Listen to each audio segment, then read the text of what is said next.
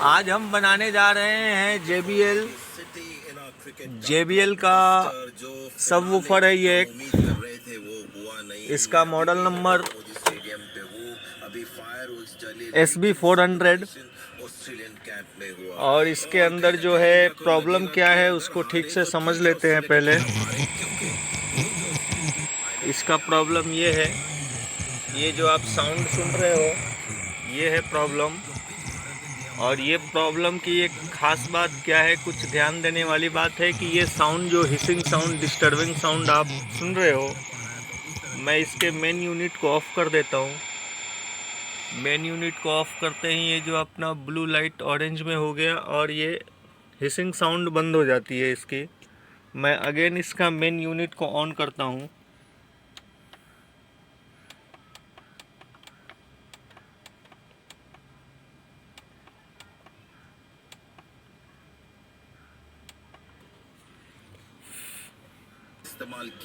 Main unit को on करते के साथ ही इसके अंदर ये वापस से वैसी साउंड आ गई, आप सुन सकते हो। और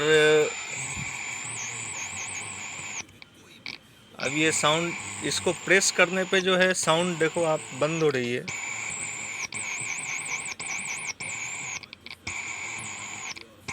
सबसे पहले मैं ये स्पीकर कोई दूसरा स्पीकर लगाकर चेक करना चाहूँगा कि ये प्रॉब्लम स्पीकर का है या सर्किट का है।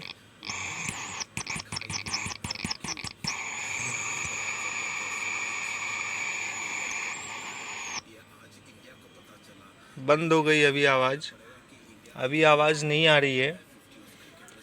फिर मैं इसको प्रेस करता हूँ अगेन, वापस से आवाज़ आ जाती है। वापस से ये, मुझे ऐसा डाउट है स्पीकर के कोन में कुछ इशू है।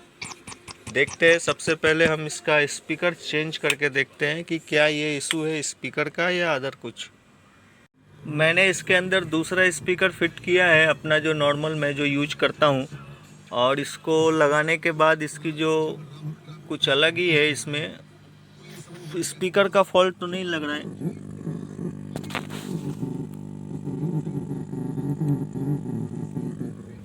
आपने सुना होगा इसके स्पीकर के अंदर जो है, दूसरे स्पीकर जो हमने फिट किया है उसमें क्रैकलिंग साउंड आ रही है। मीन्स कि स्पीकर का प्रॉब्लम नहीं लग रहा है, प्रॉब्लम कुछ और है। देखते हैं सर्किट में क्या इशू है। मैंने जो है इसको पूरी तरीके से ओपन कर दिया है। ये अपना आउटपुट यूनिट है और ये इसका पावर सप्लाई है। अभी इसको हम चेक करेंगे कि प्रॉब्लम कहाँ है, चोकिंग साउंड जो आ रही है, डिस्टर्बेंस साउंड कहाँ से आ रही है। चलिए देखते हैं। इस पर एक चीज़ है जो ध्यान देने वाली बात है। ध्यान देने वाली बात यह है कि मैंने इसको अभी ऑन किया है और आप स्पीकर की मूवमेंट देखिएगा। मैं यहाँ से कंट्रोल को कम ज़्यादा करता हूँ, आप सुन रहे हो आवाज़।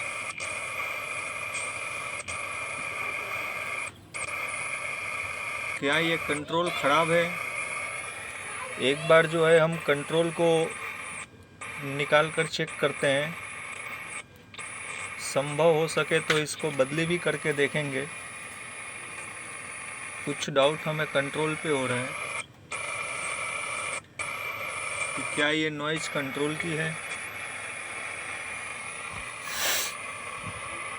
मैंने जो अभी तक इसमें काम किया है वो ये किया है कि यहाँ से एक रेजिस्टेंस को निकाला है, उसके बाद फिर यहाँ से एक रेजिस्टेंस को निकाला है और उसके बाद हमने यहाँ से एक रेजिस्टेंस को निकाला है, ये समझने के लिए कि प्रॉब्लम अपना किस तरफ है।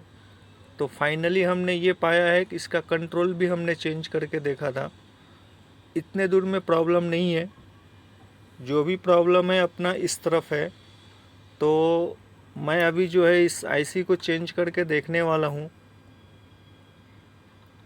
उसके बाद देखते हैं आगे क्या होता है।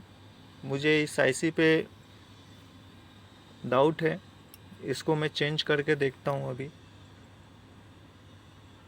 मैंने जो है ये आईसी को निकाल दिया है और आईसी निकालने के बाद भी आप सुन सकते हो ये हिसिंग साउंड नहीं जा रही है।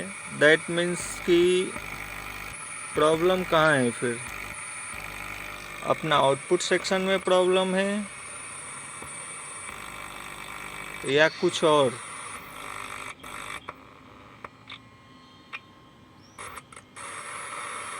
चलिए हम इसके ऊपर थोड़ा सा रिसर्च करते हैं। इस आईसी को हम बाद में लगाएंगे। इस आईसी का प्रॉब्लम नहीं है। इस आईसी को निकाल दिया, इसके बावजूद भी हिसिंग साउंड है, आप सुन सकते हो। फाइनली हमने जो है आउटपुट आईसी को भी निकाला है। अभी हमने नया आईसी लगाकर इसमें देखेंगे।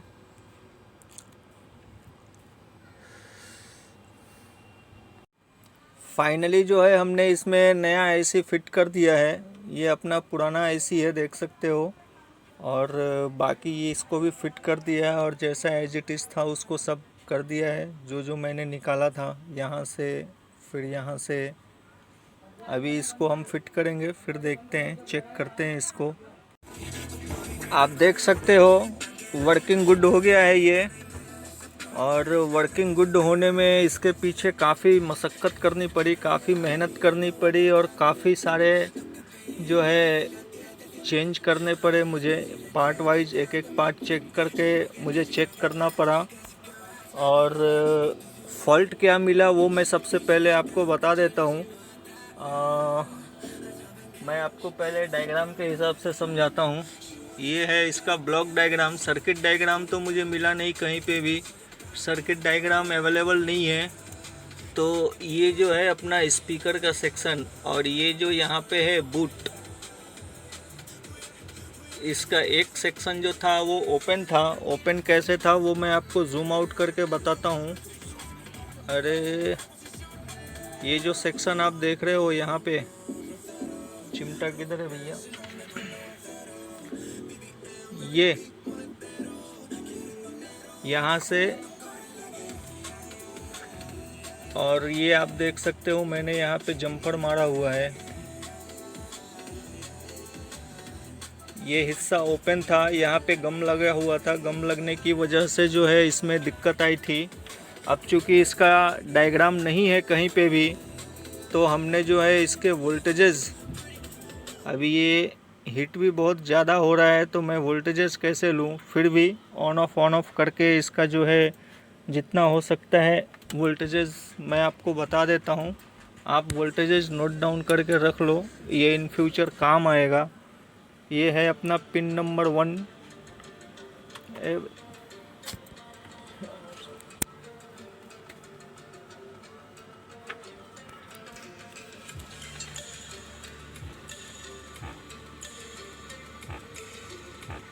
पिन नंबर 1, इसकी सप्लाई आप देख लो -25।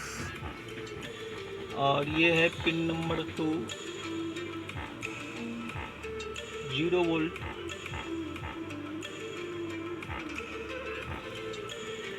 Pin number 3 +25 volt. Pin number 4 almost 0 है। जितना भी है आप लोग देख लो, नोट डाउन कर लेना। आईसी बहुत गर्म हो रही है, मैं ज़्यादा देर तक ऑन नहीं। पिन नंबर इसको कम करो यार। पिन नंबर 5, पिन नंबर 5 पे भी आप लोग देख लो। और फिर आया पिन नंबर 6। पिन नंबर 6 पे 2.68। पिन नंबर 6 तक देखा है। थोड़ी देर मैं अभी इसको ऑफ़ करता हूँ क्योंकि ये जो है बहुत हीट हो रहा है, हीट सिंक नहीं लगा हुआ है। तो थोड़ी देर रुक के फिर मैं 6 के आगे की सप्लाई आपको बताता हूँ।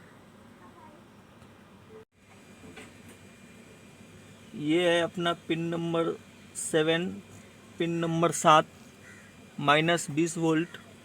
ये है पिन नंबर 8,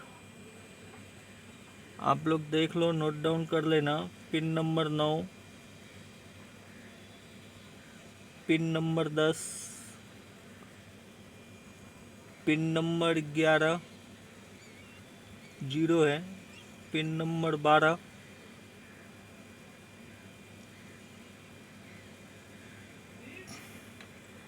अब आते हैं यहाँ पिन नंबर 13,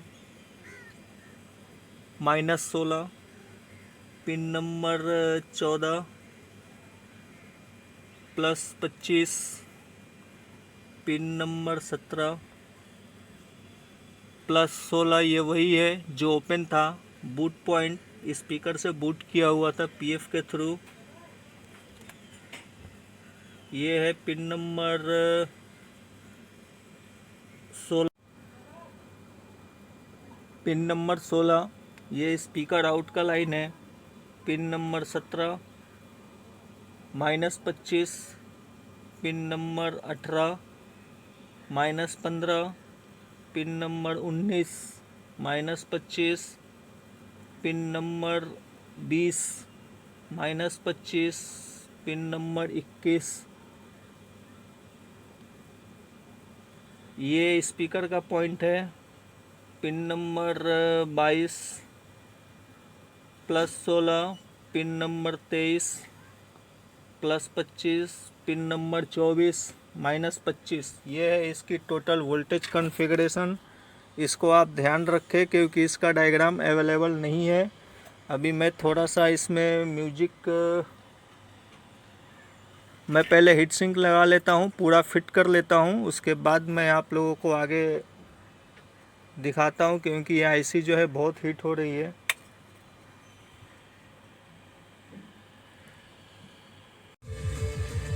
पूरी तरीके से हमने इसको फिट कर दिया है और अभी आप सुन सकते हो इसमें किसी भी तरह का कोई भी नॉइज़ नहीं है, कोई भी किसी भी तरह का कोई डिस्टरबेंस नहीं है।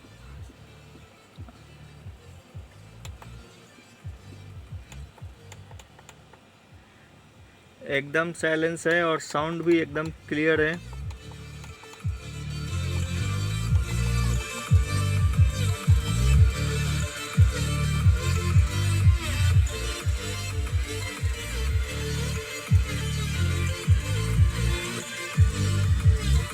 तो अभी ये रेडी है, डिलीवरी के लिए रेडी है।